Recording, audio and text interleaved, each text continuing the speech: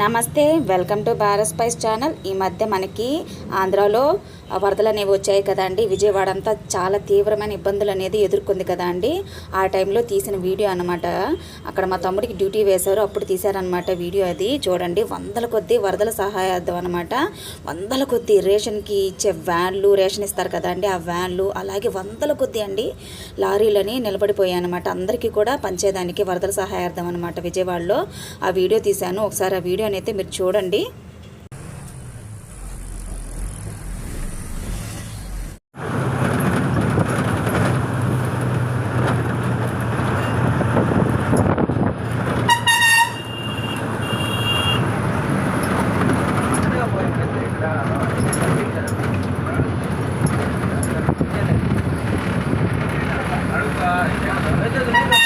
straight ఇక్కడ